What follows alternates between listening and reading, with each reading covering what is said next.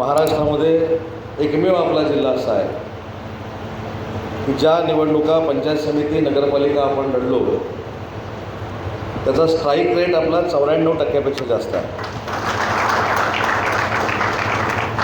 जर काही मंडळींनी वेळीच माझी सूचना ऐकली असती तर हा स्ट्राईक रेट जवळजवळ 99% आपण घेऊन जाऊ शकलो असतो. पण एखाद्या गोष्टीमध्ये आता पराभव झाल्यानंतर त्याची वाच्यता सारखी करणं योग्य नाही, म्हणून तुमच्या सगळ्यांचं मी मनपूर्वक अभिनंदन करतो. आणि 2-3 महत्त्वाच्या गोष्टी ज्या मला सगळ्या पदाधिकाऱ्यांना सांगायच्या त्या देखील इथं मी सांगणार आहे. पहिली गोष्ट, आपण सगळे मिळून एकनाथ शिंदे साहेबांच्या नेतृत्वाखाली धनुष्यबाण निशाणीवर निवडून आलेलो सगळे पदाधिकारी आहोत, लोकप्रतिनिधी आहोत. कालपर्यंत तुम्ही शिवसेनेचे पदाधिकारी होता, आज तुम्ही लोकप्रतिनिधी झालेला आहात. जिल्ह्याच्या राजकारणाचा आणि जिल्ह्याच्या पूर्ण राजकीय परिस्थितीचा आपण जर आढावा घेतला, मागोवा घेतला तर 200 जवळजवळ उमेदवार, 200 की 250 उमेदवार, या उमेदवारांमध्ये खरी फाईट झाली. त्याच्यामध्ये काही ठिकाणी आपण विरुद्ध UBT होतो, काही ठिकाणी आपण विरुद्ध राष्ट्रवादी काँग्रेस पार्टी अजितदादांची होती, काही ठिकाणं शरद पवार साहेबांची राष्ट्रवादी काँग्रेस पार्टी होती. पण या सगळ्यावर मात करत आपण फार मोठा विजय हा रत्नागिरी जिल्ह्यामध्ये शिवसैनिकांच्या ताकदीवर मिळवला आहे. आणि हीच माझी पहिली विनंती आहे की ज्या शिवसैनिकांच्या ताकदीवर आपण विजय मिळवला आहे त्यांना वाऱ्यावर सोडू नका. दर 5 वर्षानं निवडणुका येतात. दर 5 वर्षानं निवडणुकीमध्ये आपल्याला जर निवडणुका लढायच्या असतील तर ज्यांच्या खांद्यावर बसून आपण पंचायत समितीचे सदस्य झालो आहे, जिल्हा परिषदेचे सदस्य झालो आहे, त्या शिवसेनेच्या संघटनेच्या विरोधामध्ये कुठच्याही लोकप्रतिनिधीनं काम करण्याचा जर प्रयत्न केला तर त्याची पक्षामध्ये गय केली जाणार नाही, हे माननीय एकनाथ शिंदे साहेबांच्या वतीनं जाहीरपणानं मी इथं सांगतो. दुसरी महत्त्वाची गोष्ट की आपण जेव्हा पक्षामार्फत निवडणूक लढत असतो तर दर 5 वर्षानं समाजाचं राजकारण ह्या संपूर्ण जिल्ह्यामध्ये करण्याचा काही लोक प्रयत्न करतात. आणि याचा सगळ्यात जास्त फटका जर कुठं बसला असेल तर तो संगमेश्वर तालुक्यामध्ये बसला आहे. हे आपल्याला विचारच केला पाहिजे आणि हे नाकारून देखील चालणार नाही. काही ठिकाणी आपल्यातल्याच काही लोकांनी बंडखोरी केली.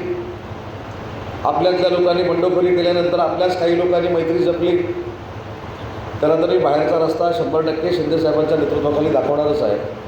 परंतु असं करण्याचं काम जर करायचं असेल तर पक्षामध्ये का काम करता हा देखील माझ्या समोरचा एक प्रश्न आहे. जर आपल्याच उमेदवारांच्या विरोधामध्ये आघाडी उघडायची असेल, आपल्याच उमेदवारांच्या विरोधामध्ये आपलं काहीतरी वेगळं अस्तित्व निर्माण करायचं असेल तर स्वतंत्र काही लोक राहू शकतात. पक्षामध्ये त्यांना काम करण्याची काही आवश्यकता आहे असं मला वाटत नाही. आपण थेट एकनाथ शिंदे साहेबांना फसवतो आहे असा त्याचा अर्थ होतो. ज्या एकनाथ शिंदे साहेबांनी या जिल्ह्याच्या विकासात्मक फार मोठी ताकद दिली, योगदान दिलं, योगेशदादांचा मतदारसंघ असेल, माझा मतदारसंघ असेल, किरण भैयांचा मतदारसंघ असेल आणि जिथं आमदार नाहीत ते देखील मतदारसंघ असतील, या मतदारसंघामध्ये देखील करोडो रुपयाचा निधी माननीय एकनाथ शिंदे साहेबांच्या माध्यमातून आला. आणि म्हणून आज पहिल्यांदा आपण सगळ्यांनी संकल्प केला पाहिजे की नेतृत्वाला स्वीकारणं आणि नेतृत्वाला मानणं हे आपण सगळ्यांनी आजपासून चालू केलं पाहिजे. माझ्या मतदारसंघातले लोक म्हणतील माझ्यामुळं निवडून आले, राजापूर लांजा मतदारसंघातले लोक म्हणतील की भैयांमुळे निवडून आलो, गुहागर देवरुखची म्हणतील आणि कोणामुळे निवडून आलो. तर ही भावना कार्यकर्त्यांमध्ये वाढीस लागण्यापेक्षा आपण शिवसेनेमुळं आणि एकनाथ शिंदे साहेबांमुळंच निवडून आलो ही भूमिका प्रत्येक लोकप्रतिनिधीच्या मनामध्ये असणं आवश्यक आहे. आणि मी अनेक ठिकाणी अण्णा बघितलं आहे की आम्ही जे काय मरून निधी आणतो ते निवडणुकीला सामोरं गेल्यानंतर कळतं की तो आपल्या पदाधिकाऱ्यांनी सांगितलेला आहे की तो मीच निधी आणलेला आहे.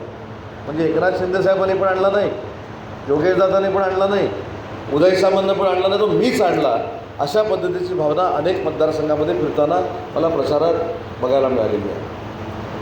खरं तर जिल्ह्याचा पालकमंत्री म्हणून मी अनेकांना निधी देतो, अनेकांबरोबर ठामपणानं उभा राहतो. पण याच्यानंतर मी आणि योगेशदादाने, किरण भैयाने, आमच्या सगळ्याच लोकांनी ठरवून घेतलेलं आहे की आमच्या दृष्टीनं पहिल्यांदा एकनाथ शिंदेसाहेब महत्त्वाचे आहेत आणि शिवसेना महत्त्वाची आहे. त्याच्यामुळे ज्यांना ह्या निवडणुकांनंतर स्वतःचं अस्तित्व निर्माण करण्याचा काही प्रयत्न करायचा असेल तर त्याच्या विरोधामध्ये आम्ही संघटना म्हणून उभे राहणार आहोत. याची नोंद निवडून आलेल्या प्रत्येक लोकप्रतिनिधींनी घेणं गरजेचं आहे. आज आपण गटनेते नेमणार होतो. मुख्य प्रतोद का करावा? तर आज आपली संघटना एवढ्या मोठ्या पद्धतीनं वाढली तर महाराष्ट्रामध्ये आपण एक नवीन उदाहरण घालून देऊया की प्रत्येक पंचायत समितीमध्ये गटनेता आणि मुख्य प्रतोद हे वेगवेगळे असतील, दोन्ही ताकदीचे असतील, दोघांच्या सहीनं वेग निघेल आणि दोघांची जबाबदारी आहे की पार्टी चालवणं म्हणजे पंचायत समितीची आणि जिल्हा परिषदेची पार्टी चालवणं ही त्या दोघांची जबाबदारी आहे. जेव्हा आमच्या बैठकीमध्ये ही चर्चा झाली तेव्हा ठीक आहे, मतमतांतर होती की पूर्वीपर्यंत गटनेता एकच होता, तोच मुख्य प्रतोद होता. परंतु जर सत्तेचं विकेंद्रीकरण करावं असं एकनाथ शिंदे साहेबांचं म्हणणं असेल तर मुख्य प्रतोद हा दुसरा झाला तरी चालतो. एवढी मोठी संघटना आणि एवढं मोठं पाठबळ रत्नागिरी जिल्ह्यातल्या लोकांनी आपल्याला दिलेलं आहे. त्याच्यामुळं प्रत्येक पंचायत समितीमध्ये गटनेता हा असेलच, पण त्याच्याबरोबर मुख्य प्रतोद देखील असणार आहे.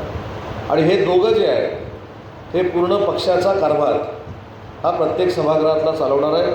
त्याच्यामुळं मला सदस्यांना विनंती करायची आहे की पालकमंत्री असेल किंवा अन्य कोणी असतील, यांनी आदेश दिला म्हणून आम्ही सभागृहात वावरतो, याच्यापेक्षा पक्षाची भूमिका भविष्यामध्ये गटनेता आणि मुख्य प्रतोद मांडणार आहे त्यांच्याच माध्यमातून सभागृह चालली पाहिजे. प्रत्येक पंचायत समिती जिल्हा परिषदेमध्ये या दोघांनी जनरल बॉडीच्या अगोदर पार्टीची बैठक लावली पाहिजे. पार्टीमध्ये नक्की उद्या आपण काय बोलणार आहोत ही चर्चा झाली पाहिजे आणि जी लोकं उद्या बोलणार आहेत हे दोघं ठरवतील त्याच लोकांनी पुढच्या सभागृहामध्ये बोललं पाहिजे. कारण या जिल्हा परिषदेचा इतिहास अण्णा तुम्हाला देखील माहिती आहे, चाळकेंना देखील माहिती आहे. एक सभासद 5-5 तास बोलतो आणि त्याला असं वाटतं की मला जिल्हा परिषदेतलं सगळं कळतं, बाकीच्या कोणाला अक्कलच नाही. अशा लोकांना बाजूला ठेवलं ते बरं झालं आहे, परंतु त्यांचा पायंडा पुढे नेण्याची आवश्यकता नाही. जिल्ह्याच्या विकासासाठी तुम्हाला जे काही जनरल बॉडीमध्ये बोलायचं असेल, स्थायी समितीमध्ये बोलायचं असेल, जलव्यवस्थापनामध्ये बोलायचं असेल, तो आपला मतदारसंघ, आपला तालुका आणि आपला जिल्हा याच्यावर बोललं की मला असं वाटतं की ज्या उद्देशाने लोकांनी तुम्हाला निवडून पाठवलं आहे, मतदारांनी निवडून पाठवलं आहे, हे त्यांना देखील समाधान वाटेल. आणि खरं तर माझ्या मतदारसंघातल्या लोकांना तर मी विनंती केलेलीच आहे, पण जिल्ह्यातल्या सगळ्याच लोकप्रतिनिधींना विनंती करायची आहे. मी अनेक वेळा भाषणात नाही सांगितलं, तुम्ही आता सगळे निवडून आला, तुमच्या चेहऱ्यावर हास्य आहे, तसं हास्य आपल्या मतदारांच्या चेहऱ्यावर 365 दिवस ठेवण्याची जबाबदारी शिवसेनेच्या सगळ्याच महिला भगिनी असतील, पुरुष लोकप्रतिनिधी असतील, त्या सगळ्यांनी मिळून स्वीकारली पाहिजे.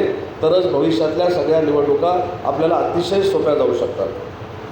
3.5-4 वर्षापूर्वी माननीय एकनाथ शिंदे साहेबांनी निर्णय घेतला किंवा अनेक मतमतांतर होते की आपलं पुढं काय होईल, कसं होईल, पण ज्या नेत्यानं स्वतःच्या पायाला भिंगरी बांधून या महाराष्ट्राचा दौरा केला त्याच नेत्यामुळं या विधानसभेमध्ये 80पैकी 60 लोक आम्ही गेलो.